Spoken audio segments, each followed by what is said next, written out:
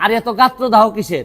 চুন্নু সাহেব, এর চেয়ে বড় বড় সাহেবদের সাথে আমার দেখা হয়েছে। চুন্নু সাহেবের কথায় আমি এমপি হই নাই। মানে প্রধানমন্ত্রী, আমি যুদ্ধ করেছি ট্রেনিং থেকে, সশস্ত্রভাবে যুদ্ধ করেছি। মানুষ স্পিকার 2 মিনিট সময় একটা গল্প বলে শেষ করে যাবো। এই নির্বাচনে যদিও আমি এলাকা থেকে নির্বাচন করেছি, কিন্তু সারা দেশের মানুষ সোশ্যাল মিডিয়ার মাধ্যমে যারা আমাকে চিনেন আমার জন্য দোয়া করেছেন। তা আমার ইচ্ছা ছিল যে এমপি হইলে জাতির ভালো হয়, দেশের ভালো হয়, এগুলো আমি প্রকাশ করব। এরই ধারাবাহিকতায় আমি যে কাজটা করেছি এটা হচ্ছে কি, এমপি হওয়ার পর জননেত্রী শেখ হাসিনার যে সরকার, এই সরকার আমাকে যা যা দিয়েছেন আমি এগুলা প্রকাশ করেছি। আমি আমার বেতনের কথা বলেছি, আমি কত টাকা বরাদ্দ পেয়েছি। আমরা এই সম্পদের কোনো মালিকও না। আর স্বচ্ছতার বিষয়ে আমি বলছি যে এত এত টাকা পেয়েছি। কিন্তু এইটা বিরোধী দলের চিফ হুইপ মুজিবুল হক চুন্নু সাহেব উনি বিচার দিলেন। তো যেহেতু পয়েন্ট অফ অর্ডারে উনি বলেছেন, আমি উত্তর দেওয়ার সুযোগ পাই নাই মাননীয় স্পিকারের কাছে। আমার প্রশ্ন হচ্ছে কি, উনি বিরোধিতা করবেন সরকারি দলের, কিন্তু উনি বিরোধিতা শুরু করছেন স্বতন্ত্র প্রার্থীর। এবং কি বিষয়ে বিরোধিতা, উনি তো আরো খুশি হওয়ার কথা যে আমরা আমাদের হিসাব দেওয়া শুরু করছি। আমার জানেন দুঃখ হয়েছে তারাইল করিমগঞ্জের মানুষের জন্য, যাদের কাছ থেকে উনি এমপি হয়ে আসছেন।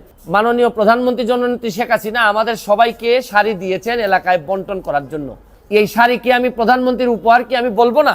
এটাকে আমি বিক্রি করে দিব? তা আমি বুঝলাম না স্বচ্ছতার মধ্যে প্রবলেমটা কোথায়। আমি যদি স্বচ্ছ হইতে চাই, আমি যদি যে বরাদ্দ পাই বলি জনগণকে, তো এইখানের মধ্যে এমপি হিসাবে আমি অপরাধটা কি করলাম? এমপি কিন্তু আমার পেশা না, আমার পেশা হচ্ছে কি বিং এ ব্যারিস্টার। আর আমি কথা দিছি যে আমি এমপি হিসাবে একটা টাকা হারাম খাবো না, আমার রক্তের মধ্যে হারাম যাবে না। সুতরাং রাষ্ট্রের টাকা, জননেত্রী শেখ হাসিনার সরকারের টাকা, এটা যে টাকা আসবে এটা আমি সবার সামনে তুলে ধরবো।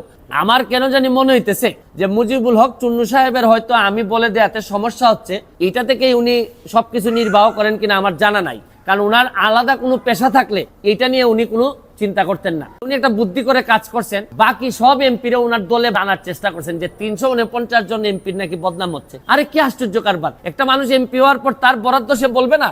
স্বৈরা শাসক এরশাদ, যিনি সারা জীবন এরকম জোর জবরদস্তি আর টাকা বানানো ছাড়া তার নেতা কর্মীদের খুব বেশি কিছু শিখাই যান নাই, যারা অনেক টাকার মালিক হয়েছেন এরশাদের আমলে। উনি বঙ্গবন্ধুর আদর্শের সৈনিকের, প্রকৃত আদর্শের সৈনিকের মুখোমুখি এই প্রথম সংসদে হয়েছেন মনে হয়। আর এত গাত্রদাহ কিসের? আমি যে আমার এলাকায় বলছি যে আমি 29 কোটি টাকা পাইছি বরাদ্দ, আমি কি কোনো কথা মিথ্যা বলছি? মিথ্যা বললে উনি আমার বিরুদ্ধে ব্যবস্থা নিক। আমি বলতে পারবো না, মানে আমি বরাদ্দ পাইছি এটা আমি বলতে পারবো না আমার এলাকায়, মানে কি আমি কি চুরি করতে চাই?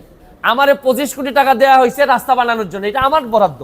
আমার শুধু নিশ্চিত করতে হবে এই টাকাটা যেন আমি এবং আমার পরিবার খেয়ে না ফেলে, বা আমার লোকজন যেন খেয়ে না ফেলে। এইটার মধ্যে লুকালুকির কিছু আছে বলে আমার মনে হয় না। চুন্নু সাহেব, এর চেয়ে বড় বড় সাহেবদের সাথে আমার দেখা হয়েছে। আমি আমার যে কাজ বিশ্বাস করে করি, স্বচ্ছতার সাথে করার চেষ্টা করি, যতদিন করব ততদিন এমপি থাকবো। এটাকে আমার বাপের পোস্ট নাকি যে সারা জীবন থাকা লাগবে এখানে? আমার যদি যোগ্যতা না থাকে, আমার চেয়ে ভালো লোক যদি আসে এমপি হবে। চুন্নু সাহেবের কথায় আমি এমপি হই নাই। আমি এমপি হয়েছি আমার 7 লাখ মানুষের ভোটে এবং দোয়া এমপি হয়েছি, এবং ল্যান্ডস্লাইড বিক্রি হয়েছে আমার। আমি আমার জনগণকে খুশি করার জন্য যা করব তাই করব। আমি এর বাইরে কোনোদিন যাওয়ার প্রশ্নই আসে না।